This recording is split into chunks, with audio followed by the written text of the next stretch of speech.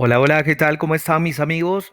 El gusto de saludarlos, pues desde algún tiempo atrás que no nos encontrábamos, pero ya estamos aquí totalmente recargados para ayudarte a elevar tu nivel académico, ¿sí? Y tú puedas rendir tus exámenes de la mejor manera, ¿ok?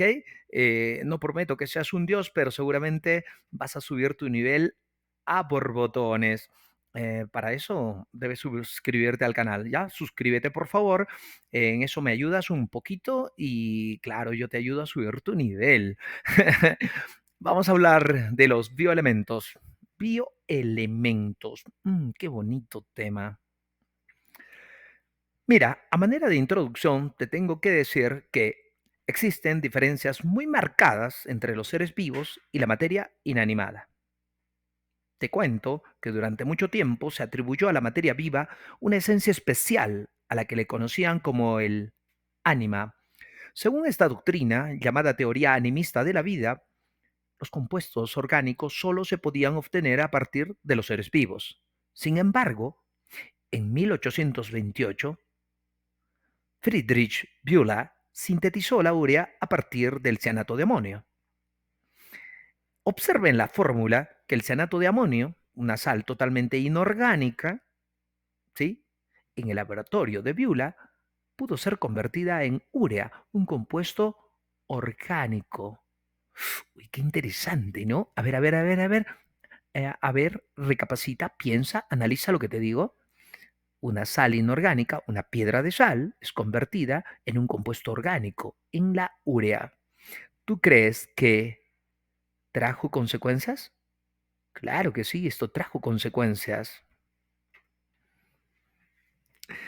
La síntesis de la urea, seguida de varias más, ayudó a destruir la teoría animista de la vida e impulsó el estudio de la química de los seres vivos, lo que hoy se conoce como la bioquímica. Entonces, no olvides de conceptuar. ¿Qué es la bioquímica? Te van a preguntar. Contestarás, es el estudio de la química de los seres vivos. Además, desde hoy, debe usted aceptar que todas las formas de materia, tanto viva como inerte, están constituidas por un número limitado de componentes denominados elementos químicos. No olvidar que cada elemento químico es una sustancia que no puede ser dividida en una sustancia más simple, claro que por medios químicos comunes. En la actualidad, los científicos reconocen 118 elementos consignados en la tabla periódica. No olvides eso. Ahora, ¿qué son los bioelementos del cuerpo humano? Los bioelementos del cuerpo humano son los elementos químicos que constituyen las moléculas del ser humano. Los bioelementos están caracterizados porque, uno, son estables y dos, son abundantes o ampliamente distribuidos en la naturaleza. ¿Por qué deberían ser estables? Simple, para mantener nuestra forma. Tu forma, mi forma, nuestra forma se mantiene gracias a elementos estables. Imagínese usted que estemos formados por elementos inestables, radiactivos, como por ejemplo el uranio, el plutonio. Entonces usted cuando saldría a la calle, en cada paso se desintegraría, sufriría una explosión. De repente esto suena exagerado, pero lo hago a propósito de que usted se dé cuenta que usted sale de su casa y vuelve a su casa y su esposa lo puede reconocer, tu novia te puede reconocer, tu mamá te puede reconocer, porque si es que has sufrido un cambio, es imperceptible, porque la mayoría de nuestros bioelementos son estables. Segunda característica, deben ser abundantes, estar ampliamente distribuidos en la naturaleza. ¿Por qué? Porque acuérdate, pues, que se deben reponer cada día. A ver, vamos a pensar en lo siguiente. Hagamos un experimento rápido en tu imaginación. Eh, Llega la noche, te quitamos el polo, lo llevamos tu polo al microscopio y podemos ver centenares de células que has perdido. Pero no por eso vas a pensar de que estás perdiendo parte de tu cuerpo, que te estás acabando. No, no, no, no. Lo que pasa es que de manera natural perdemos células, pero luego se renuevan. Ahora, para renovar estas células naturalmente necesitas comer. ¿Y de dónde comemos? Comemos desde el ambiente. O sea que estos están ampliamente distribuidos en el ambiente. Y si no, mira, te lo voy a probar. En la atmósfera, el más abundante es el nitrógeno. ¿Nosotros necesitamos nitrógeno? Sí, claro que sí. Hablemos del hidrógeno. El hidrógeno es abundante en la hidrosfera. Hablemos del oxígeno, muy abundante en la litosfera. Ni qué hablar, si hablamos de los seres vivos, o sea, en la biosfera, encontramos al oxígeno como muy abundante, le sigue en abundancia el carbono, luego el hidrógeno, el nitrógeno y luego allí algunos otros elementos. Qué casualidad, ¿no? Qué casualidad. ¿Sabes por qué te digo qué casualidad? Porque justamente al hablar de abundancia, tenemos que hablar de las clases de los bioelementos, ¿ya? Clases de los bioelementos. Te cuento que el cuerpo humano contiene solo 26 de los 90 elementos químicos naturales consignados en la tabla periódica. Los bioelementos en el cuerpo humano se clasifican por su abundancia y diremos que son los bioelementos mayores, los menores y los oligoelementos. Bioelementos mayores son aquellos que van a constituir el 96% de la masa corporal. ¿Y quiénes son? Son cuatro: el oxígeno, el carbono, el hidrógeno y el nitrógeno. ¿Cuál es su función? Pues cumplen función estructural. ¿Qué significa esto? Que participan principalmente en la formación de los esqueletos de las biomoléculas orgánicas como son los glúcidos, los lípidos, las proteínas y los ácidos nucleicos. No lo olvides. Entonces los bioelementos mayores son de función estructural. Bioelementos menores. Los bioelementos menores constituyen el 3,6% de la masa corporal. Son 8: calcio, fósforo, potasio, azufre, sodio, cloro, magnesio y hierro. ¿Cuál es su función? Los bioelementos menores son reguladores. Su función es regular la fisiología normal de los seres vivos.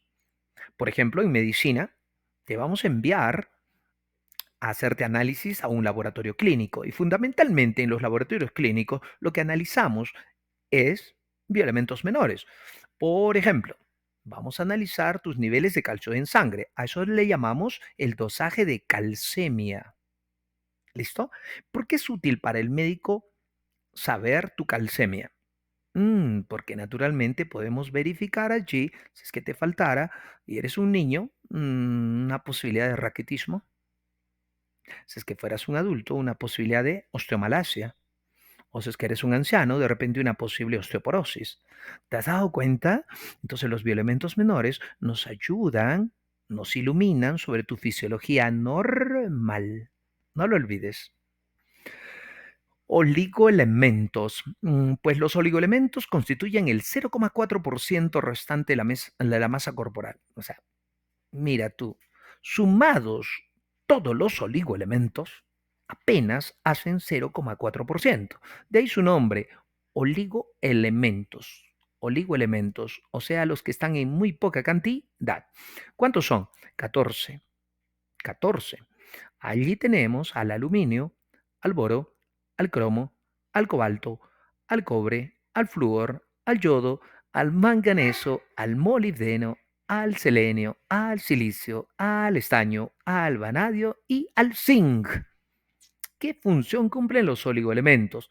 Pues son cofactores de enzimas, son cofactores de enzimas. ¿Qué son las enzimas? Uy, famosas, se conocen como las proteínas de la vida. Se dice que cuando las enzimas aparecieron en la evolución, apareció la vida. Es que las enzimas cumplen función catalizadora. ¿Qué significa catalizar? Que aceleran las reacciones químicas. Todos sabemos que las enzimas podrían acelerar hasta 1 millón de veces las reacciones químicas. Esto permite naturalmente la vida, permite la vida. Te cuento, por ejemplo, que muchas veces hay individuos que están con fiebre, no son llevados al hospital, no se les ayuda a tiempo, entonces la fiebre podría desnaturalizar a sus enzimas y al desnaturalizar a las enzimas se pierde la vida. Increíble, ¿no?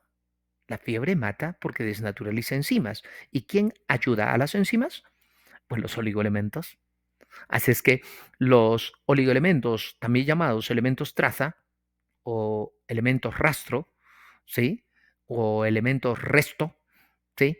Aunque en mínimas cantidades, también son indispensables para la vida. Y digo también son indispensables porque muchas veces se cree que estos nada más son importantes porque trabajan con las enzimas. No, pero ¿quién formó tu cuerpo? Los mayores. ¿Quién le da fisiología, funcionamiento? Los menores. ¿Y quién está ayudando a las enzimas? Los oligoelementos. O sea que cada uno de los 26 bioelementos tienen una función dentro de nuestro cuerpo. No lo olvides y todos merecen estudio y atención. Creo que después de esta pequeña disertación, hace rato te has dado cuenta ya de que el oxígeno es el elemento más abundante en el cuerpo humano y corresponde al 65% de nuestra composición química. Mira, me voy a aprovechar de la figura para que te des cuenta de que el oxígeno está en un 65%, el carbono en un 18%, el hidrógeno en un 10%, el nitrógeno en un 3%. ¿Ya? Para que memorices, esto es un telefonito. 65 18 10 3. 65 18 10 3. No lo olvides. El teléfono de la composición química del cuerpo humano. Muchas veces los catedráticos en la universidad, ¿sí? Los profesores en general, somos acuciosos, preguntones, ¿no? ¿Qué solemos preguntar? Pues no te preguntamos el porcentaje, lo que te vamos a preguntar es el peso y con eso te matamos, ¿no? Pero tú hoy no vas a morir. Estás en Ciencia con Javier y te vamos a ayudar, ¿de acuerdo? A ver, ¿cuánto de oxígeno podría haber en tu cuerpo? Dijimos que 65%, pero en peso eso equivale al 45,5 kilogramos. ¿Y carbono cuánto había? 18%. Eso en peso equivale a 12,6 kilogramos. Y si hablamos del hidrógeno, recuérdate que había 10%. Eso equivale a 7 kilogramos. Respecto al nitrógeno, era el 3%. Eso en peso equivale a 2,1 kilogramos. Oye, aquí tenemos algunos otros valores más, pero eso los voy a revisar cuando trabajemos en una segunda parte para enseñarte acerca de los bioelementos menores. Hoy nos vamos a concentrar en los bioelementos mayores, ¿ya? Ah, bueno, esta es una preguntita extraordinaria, ¿no? Preguntó un catedrático alguna vez, ¿y cómo se descubrió la organización química del cuerpo humano? ¿Cómo se descubrió la organización química del cuerpo humano? Mira, la respuesta es simple, por combustión. Por combustión. Aquí tenemos en la figura un lamentable accidente en donde un humano ha sufrido la calcinación del cuerpo y claramente usted puede ver los restos de carbono que han quedado. Eso es la evidencia del contenido de carbono en nuestro cuerpo. Y si de repente tú quieres ver el oxígeno, pero no, pues, no, el oxígeno se ha evaporado, entiende que es un gas. ¿Está claro? Bueno, no olvides, por favor, la organización química del cuerpo humano se descubrió por combustión.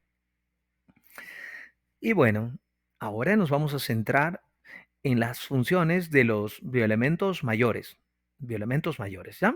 A ver, primeramente vamos a hablar del oxígeno. En rápido, usamos la figurita. ¿Qué vemos en la figura? Podemos ver, por ejemplo, una planta que está capturando el CO2, ¿sí? Y con ayuda del oxígeno, ¿sí? Seguramente, ¿qué está pasando?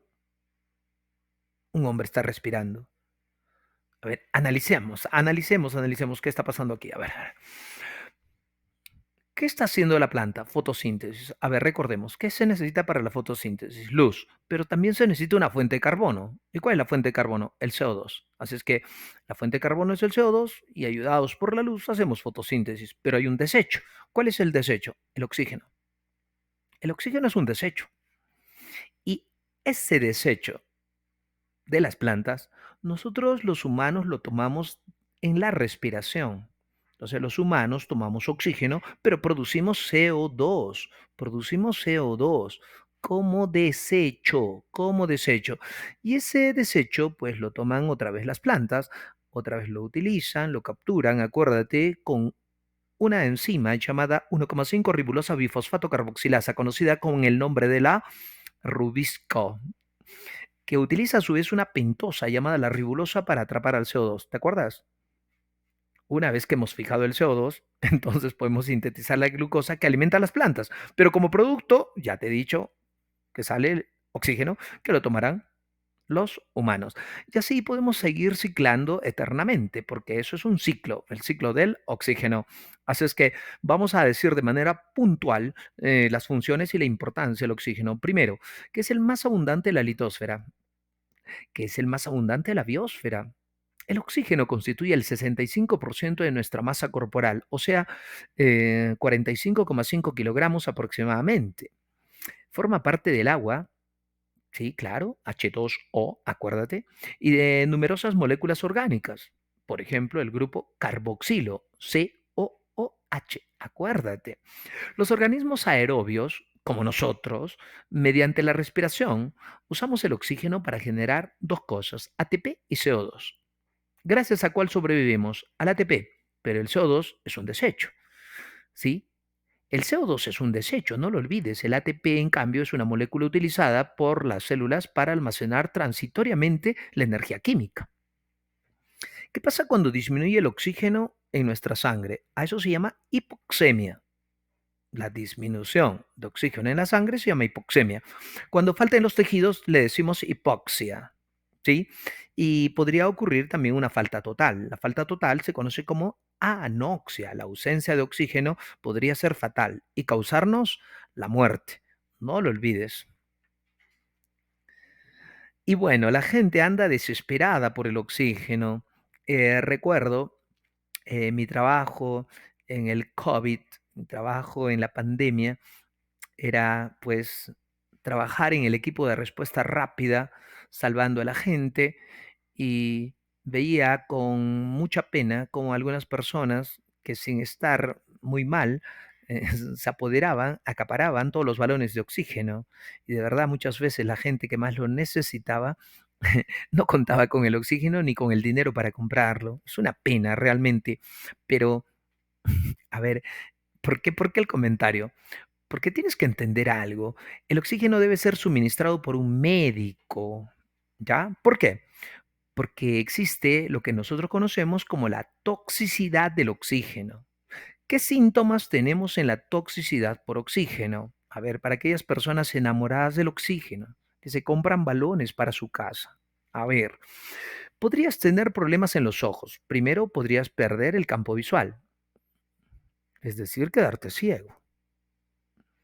Podrías tener una miopía, cataratas, sangrado, fibrosis. Y tus músculos, a excesos de oxígeno, puedes sufrir espasmos. ¿De acuerdo? Y la cabeza, tu cabeza va a sufrir convulsiones. Y tu respiratorio, pues la respiración va a estar desigual. Va a haber irritación, va a haber tos, va a haber dolor, falta de aliento, bronquitis, dificultad respiratoria aguda. Cualquiera pensaría que está hablando de un veneno, ¿no? Pues sí, señores, se puede considerar que respiramos un veneno llamado oxígeno. Te recuerdo, no acapares oxígeno. El responsable de suministrar oxígeno en tu cuerpo debería ser un médico y si ella es neumólogo, mejor. Hablemos del carbono. Mira, el carbono constituye el 18% de tu cuerpo. O sea, 12,6 kilogramos de tu cuerpo son carbono.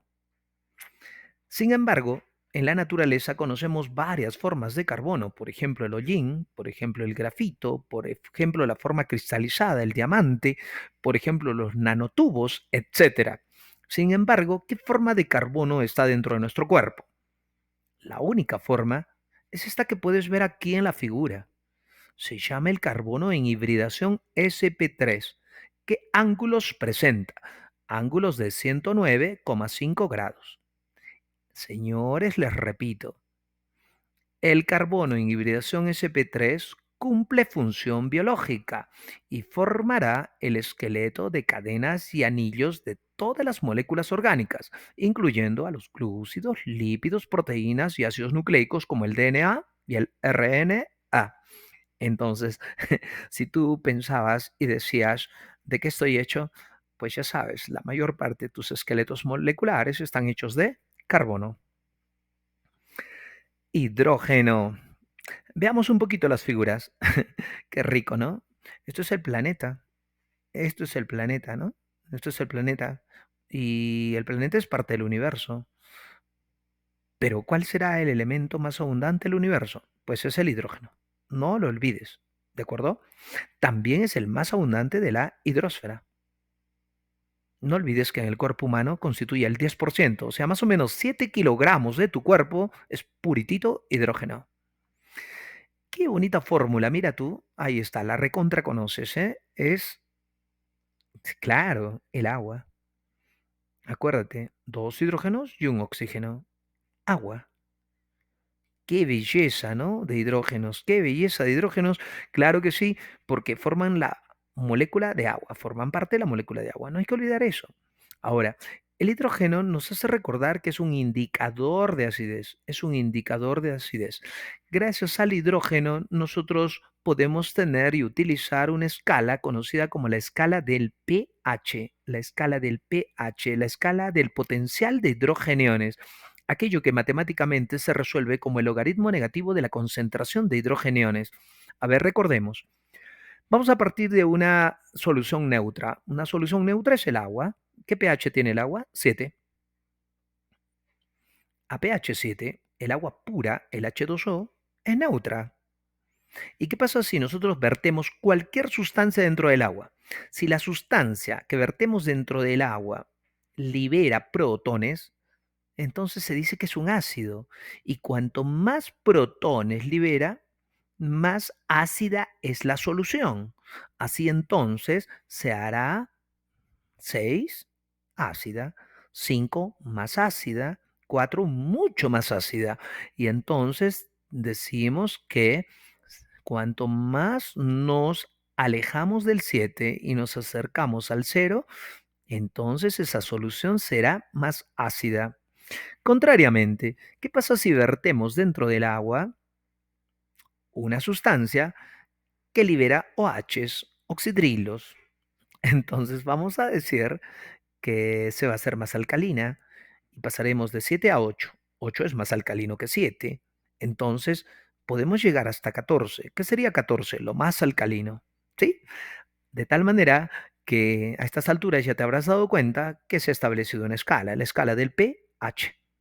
¿Sí? Con la escala del pH nosotros podemos medir, con la escala del pH nosotros podemos medir la concentración de hidrogeniones. La concentración de hidrogeniones. No lo olvides, ¿de acuerdo? Ya sabes, hidrógeno, indicador de pH. El hidrógeno participa en los procesos liberadores de energía celular mediante poder reductor. ¿Qué es poder reductor? ¿Qué moléculas se consideran dentro del cuerpo humano como poder reductor? Te cuento, dos fundamentalmente, NAD y FAD. ¿Qué es NAD? Nicotiamín adenín dinucleótido reducido. Nicotiamín adenín dinucleótido reducido y flavín adenín dinucleótido reducido. Flavín adenín dinucleótido reducido. Te cuento que durante la fosforilación oxidativa que ocurre en las crestas mitocondriales, por cada NAD se obtienen hasta 3 moléculas de ATP y por cada FAT tendremos 2 moléculas de ATP. En la figura, usted puede observar que la glucosa proveniente de nuestra dieta va a sufrir un proceso en el citoplasma que se llama glicólisis. En la glicólisis, uno de los productos mayoritarios es el piruvato, el otro es el NAD. El piruvato va a entrar al mitosol, al interior de la mitocondria, y allí va a participar de un ciclo que se llama el ciclo de Krebs. Muchos piensan que el ciclo de Krebs, ¿sí? Muchos piensan que el ciclo de Krebs pues nos otorga energía. Pero el ciclo de Krebs en realidad lo que más nos otorga es NAD y FAD, nicotamín adenín dinucleótido reducido y flavín adenín dinucleótido reducido, a lo que llamamos poder reductor. Solo cuando nosotros entendemos que el NAD y el FAT van a las crestas mitocondriales, es allí donde ocurre la fosforilación oxidativa y por cada NAD nos van a dar 3 ATPs y por cada FAT 2 ATPs aproximadamente. Así es que cuando te hablen de poder reductor, ya sabes que se están refiriendo al NAD y al FAT. Y no olvides que en el ciclo de Krebs lo que más se produce es poder reductor. ¿Listo? Muy bien. Qué rico es el hidrógeno, qué rico es el hidrógeno y qué rica es la fisiología cuando se saben bioelementos. Yo considero que aquel que no sabe bioelementos difícilmente va a poder hacer biología molecular, fisiología médica, fisiopatología. ¿Sí? Esto es el fundamento de cualquier médico. Nitrógeno, nitrógeno. A ver, hablemos del nitrógeno. Te cuento que es el más abundante de la atmósfera. Constituye el 3%, es decir, 2,1 kilogramos del peso en tu cuerpo.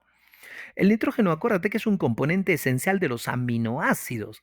Aminoácidos. ¿Qué son los aminoácidos? Pues las unidades de las proteínas. A ver, ¿lo vemos? En la figura puedes notar claramente esta configuración alfa para una proteína. Le digo alfa porque, como tú verás, nos dibuja un helicoide, ¿de acuerdo? Y date cuenta de que cada una de las unidades se llaman aminoácidos y que cada aminoácido, si lo separamos, nos deja ver al nitrógeno, nos deja ver al nitrógeno, de tal manera que los aminoácidos, todos ellos, siempre van a tener nitrógeno. ¿Dónde tienen el nitrógeno? Por si acaso, si te lo preguntan, en el grupo amino, de ahí su nombre, aminoácidos. No lo olvides. ¿Listo? Ahora, el nitrógeno también es un componente esencial de las bases nitrogenadas esenciales para la síntesis de los ácidos nucleicos como el DNA y el RNA. En la figura podemos ver claramente, aquí tenemos la estructura secundaria del DNA, el ácido desoxirribonucleico.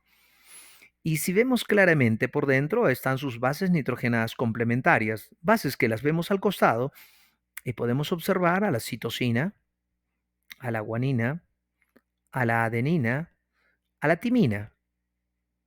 Ellas son las bases nitrogenadas. Pero mira, mira, mira sus anillos. ¿Sus anillos tienen nitrógeno? Tienen nitrógeno, tienen nitrógeno y tienen nitrógeno. Todos los anillos de las bases nitrogenadas tienen nitrógeno. De ahí pues su nombre, bases nitrogenadas. Conclusión, ¿dónde encuentro nitrógeno? Fundamentalmente en los aminoácidos de las proteínas y en las bases nitrogenadas de los ácidos nucleicos. ¿Qué decirte? Yo feliz, contento, renovado al 100 para poderte ayudar a que crezcas intelectualmente. Y claro está que si me regalas un like, yo te prometo hacer las cosas cada vez mejor. A por ti, a por mí y por todos los que amo. Un abrazo grande y hasta chao. Esto es Ciencia con Javier. Chao, chao, chao.